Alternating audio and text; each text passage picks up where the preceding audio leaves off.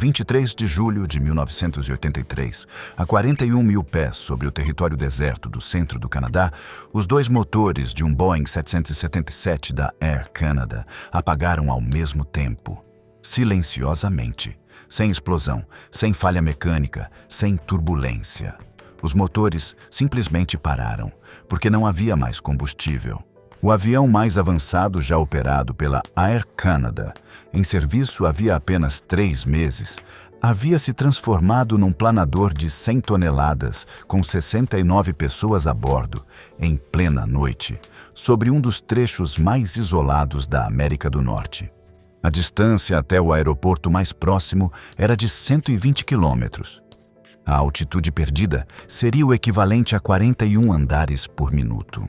E nenhum piloto de 767 havia jamais treinado para aquela situação, porque ninguém acreditava que ela fosse possível.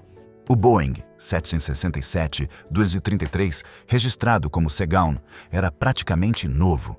Fabricado em 1982, havia entrado em operação comercial com a Air Canada apenas em fevereiro de 1983, 5 meses antes do acidente.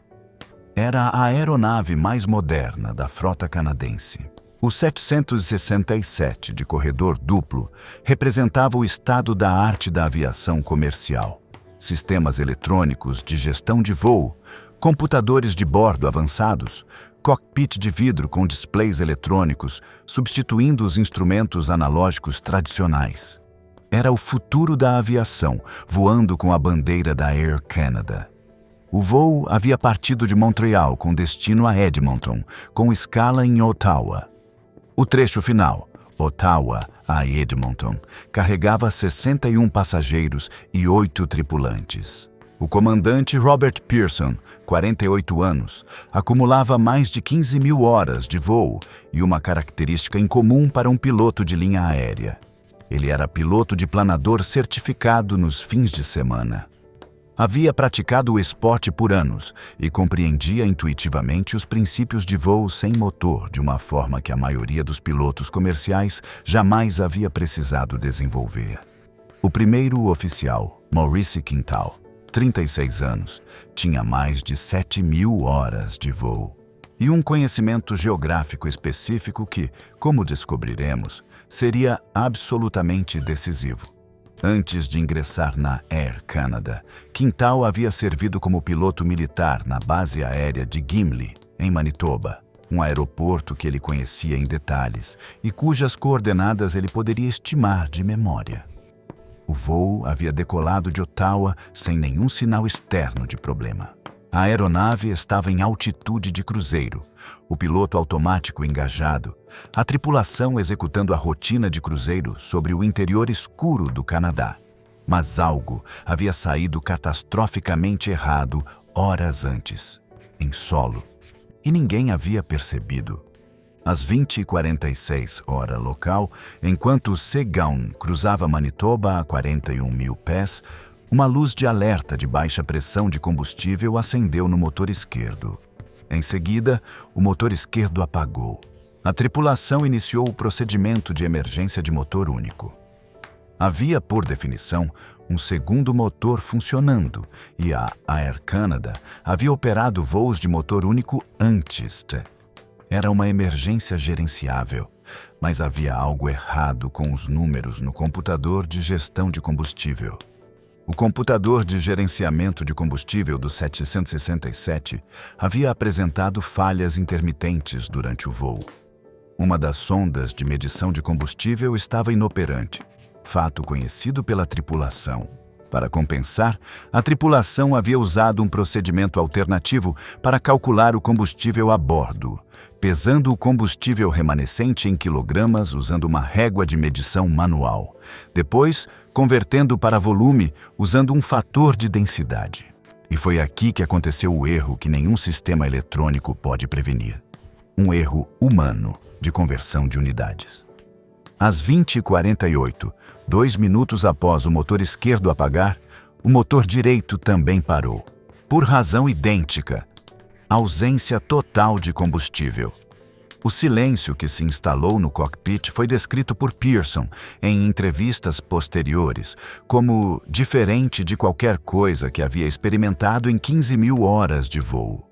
Os dois motores desligados, o gerador elétrico principal, movido pelos motores, desligado, os displays eletrônicos do cockpit de vidro, a tecnologia que tornava o 767 revolucionário, apagando um a um.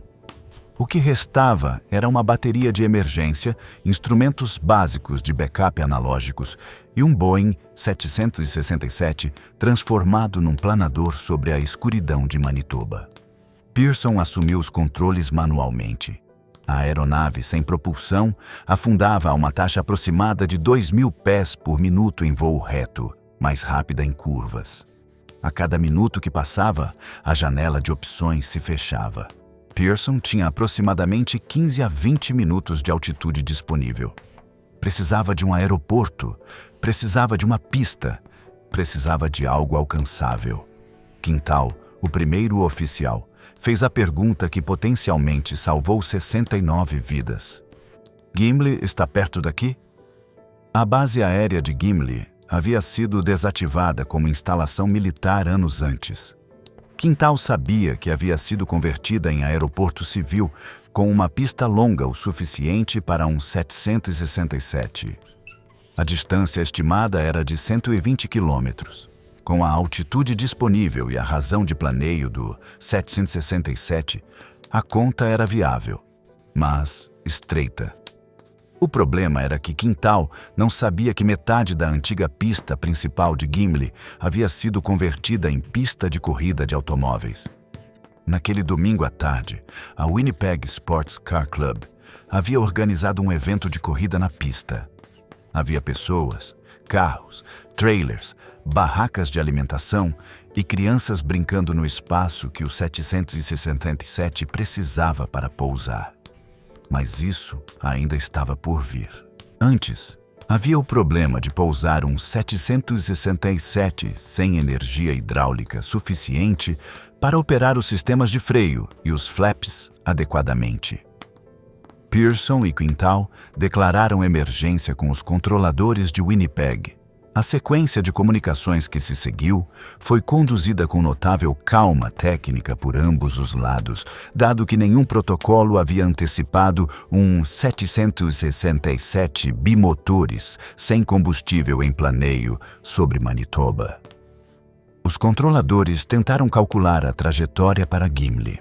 Pearson voava usando instinto de planador, ajustando continuamente a velocidade para maximizar a distância coberida por altitude perdida. Há uma razão de planeio estimada em 12:1, 12 metros horizontais para cada metro de altitude perdida. O 767 era surpreendentemente eficiente sem motores. Mas a velocidade de aproximação precisava ser gerenciada com precisão. Rápido demais e passariam a pista, lento demais e afundariam antes de alcançá-la. A uma distância de 65 quilômetros de Gimli, Pearson percebeu que havia um problema adicional. Estava alto demais. Em altitude excessiva para a distância restante, o 767 passaria a pista sem tocar o solo. Pearson executou uma manobra que pouquíssimos pilotos de linha aérea haviam realizado em aeronaves de grande porte. Um side slip, inclinação lateral deliberada que aumenta a resistência aerodinâmica da aeronave sem aumentar a velocidade, descendo mais rapidamente sem acelerar. O side slip funcionou. O 767 perdeu altitude suficiente para alinhar com a pista de Gimli. Às 20h58 hora local, o Seagown tocou a pista de Gimli a aproximadamente 180 nós de velocidade, contra os 140 nós normais de um 767 em pouso, resultado dos flaps insuficientemente estendidos pela falta de pressão hidráulica. O trem de pouso dianteiro, sem pressão hidráulica adequada, não travou na posição estendida e coapsou no momento do toque. O nariz da aeronave desceu abruptamente, raspando o asfalto e produzindo faíscas visíveis. As barracas de acampamento e os participantes do evento de corrida que estavam à frente na pista começaram a correr em todas as direções. O 767 parou a menos de 30 metros dos acampamentos. 23 metros a mais de velocidade inicial teriam resultado em colisão com os espectadores. 10 pessoas sofreram ferimentos menores. A maioria no slide de evacuação de emergência que estava muito alto para o terreno gramado ao lado da pista. Nenhuma fatalidade. Nenhuma fatalidade num Boeing 767 que pousou sem motores, sem flaps completos, com o trem dianteiro colapsado, numa pista parcialmente ocupada por carros e pessoas. A investigação do Canadian Aviation Safety Board identificou a causa raiz num erro de conversão de unidades que havia ocorrido durante o abastecimento em Montreal, replicado durante a verificação em Ottawa. O fator de densidade do combustível de aviação, o número que converte o volume de combustível em massa, é expresso em quilogramas por litro, aproximadamente 0,803 para Jet A1.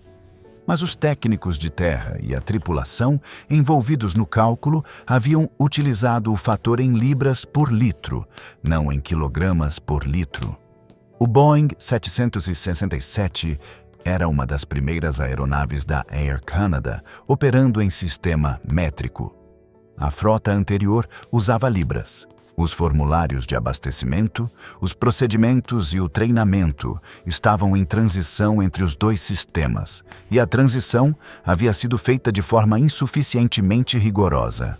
O resultado do erro de fator de densidade foi que a aeronave havia decolado de Ottawa com 22.300 kg de combustível, quando precisava de 22.300 kg apenas para o trecho Ottawa-Edmonton. A quantidade real a bordo era menos da metade do necessário. O relatório identificou que múltiplas pessoas, técnicos de abastecimento, o dispatcher de voo, o primeiro oficial, haviam verificado os cálculos de combustível em momentos diferentes do processo e nenhuma havia detectado o erro.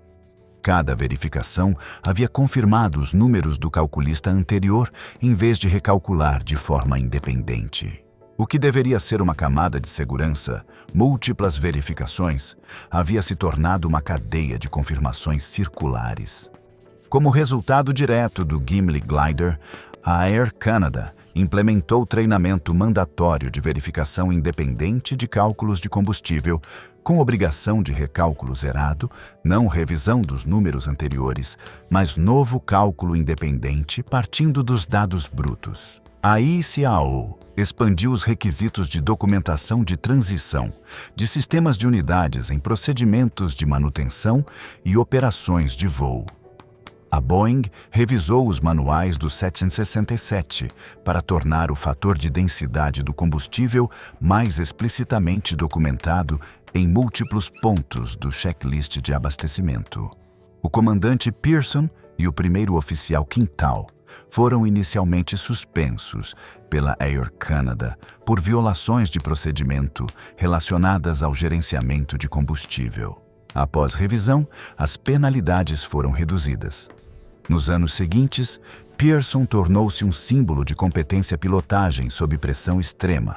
Suas habilidades de planador, desenvolvidas num hobby de fim de semana, haviam sido o diferencial que permitiu a um 767 de 100 toneladas pousar numa pista de corrida sem nenhuma fatalidade. O Gimli Glider, como o acidente ficou conhecido na aviação mundial, ensina algo que nenhum sistema automatizado resolve completamente. A presunção de que verificações múltiplas garantem precisão é falsa quando todos os verificadores partem da mesma informação original, possivelmente errada. A segurança real não está na quantidade de verificações, está na independência de cada uma delas. Se você trabalha com qualquer processo que envolve verificação de cálculos críticos, o princípio descoberto em Gimli em 1983 se aplica diretamente ao seu trabalho. Qual é o equivalente do fator de densidade do combustível no que você faz? Me conta nos comentários. No próximo vídeo, vamos analisar um caso onde não houve erro de unidades, não houve falha de cálculo e o combustível era mais que suficiente. O avião caiu porque alguém havia tomado uma única decisão errada no solo. E essa decisão havia criado uma vulnerabilidade que dormiu dentro da aeronave por mais de uma hora antes de se manifestar num momento em que nada poderia ser feito para revertê-la.